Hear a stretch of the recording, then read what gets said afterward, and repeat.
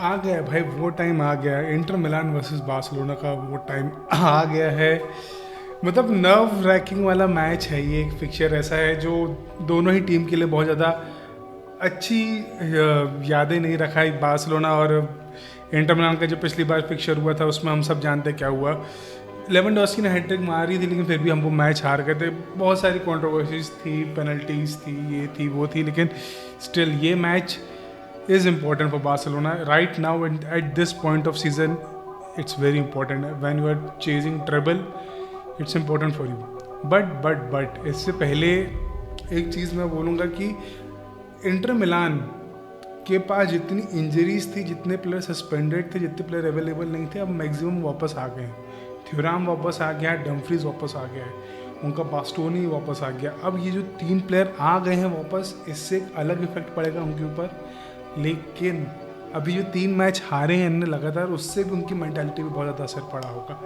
पड़ा क्या होगा, पड़ा ही है इसमें। और बार्सिलोना जिस फेज़ में अभी चल रही है, मतलब विनिंग स्ट्रीक पे चल रही है, अभी रियल मैड्रिड को पेला है, उसके पहले भी सही चल रहा है, सब सही चल रहा है। लेवेंडोस्की इंजर्ड है, that's a very big blow.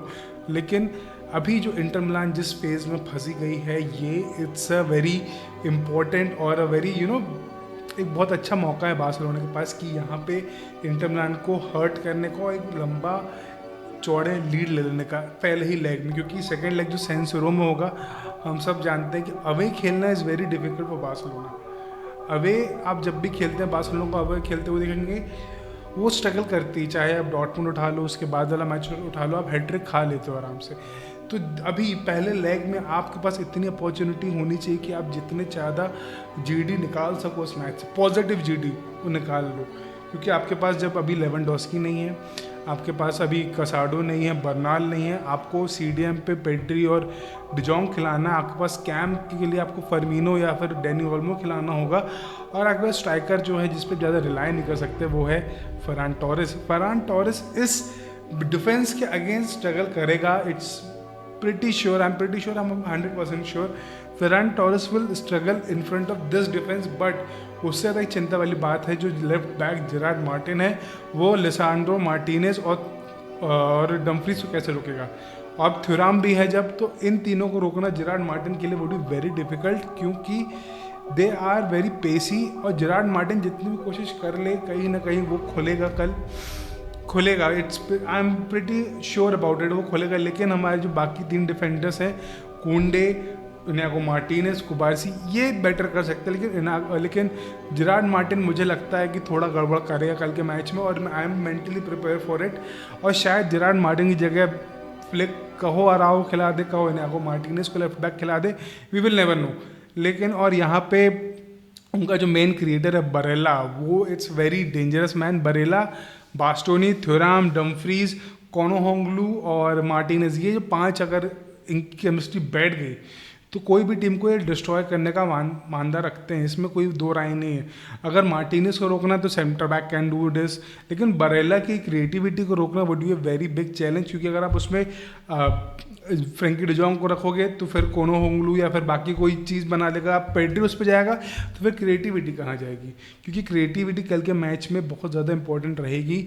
We all know कि क्रिएटिविटी पेड्री के बिना ये टीम स्ट्रगल कर देगी, और बहुत मौके मिलेंगे पेड्री को गोल करने के, क्रिएटिविटी दिखाने के। लेकिन अगर पेड्री ने अपना कल गेम शो नहीं किया तो बार्सा विल स्ट्रगल। और अगर जिस फटीक पे चल रहे हैं सब, जितना लंबा एक गेम की स्ट्रीक खेलते हुए आ रहे हैं, टीम थकी हुई है, टीम को रेस्ट चाहिए, और वो की नहीं मिल सकता, वो अभी इस टाइम पे नहीं मिल सकता। इसके बाद कहो रियल वाल्वेडानो के अगेंस्ट शायद एक मौका, थोड़ा बहुत रेस्ट का मौका मिल जाए, लेकिन इस गेम में रेस्ट नहीं मिल सकता। यमाल से I hope he will show good game, Rafinha will show a good game. I'm pretty sure about it. I don't have any doubts regarding Rafinha. Ferran Torres के regarding doubts हैं सबके against. लेकिन अगर मैं बोलूँ, अगर मैंने जो इंटर मिलान के मैंने जितने हाईलाइट्स देखे उनके मैच के, they struggle against team which pressurise them. अगर टीम उनको प्रेशर डाल रही है ना तो वो खुल जाते हैं। आप अगर रोमा का गेम देख लो, आप टोरिनो गेम खेलो, आप एसी मिलान का गेम देखो, अगर टीम उन पर प्रेशर डाल रही, उनके हाफ में आके उनको प्रेशराइज किया है, जो बार्सिलोना का एक स्टाइल है, वो टीम स्ट्रगल कर लेती है। लेकिन वो काउंटर पे उतने ही फास्ट है। अगर जब थ्योराम भी वापस आ गया, डम्फ्रीज भी वापस आ गया है, पवार्ड नहीं है, लेकिन जब बास्टोनी है और अभी लिसांड्रो मार्टिनेज है, तो Lisandro Martinez is very underrated right now. वो बंदा फॉर्म में है और वो बंदा प्रॉब्लम क्रिएट कर सकता है।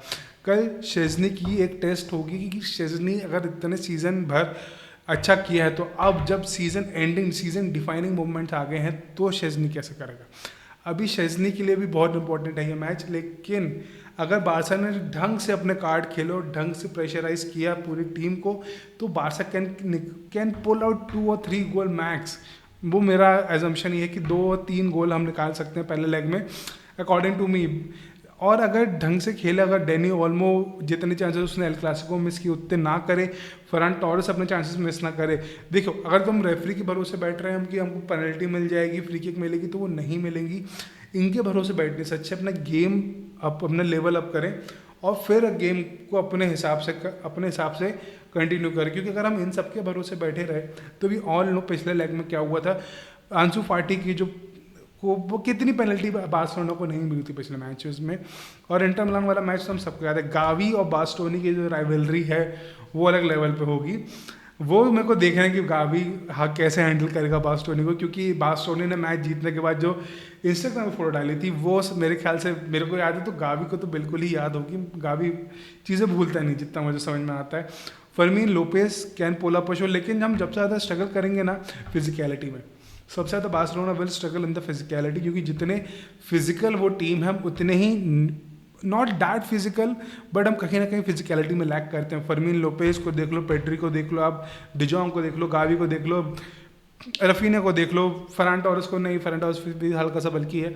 हमारे डिफेंस के अलावा हमारे पूरी टीम फिजिकलिटी में थोड़ी लैक करती है, और यही चीज़ हमको पिछली बार भी पीछे हमारे लिए इफेक्ट करी थी, क्योंकि हम फिजिकलिटी में बहुत मार खा गए थे।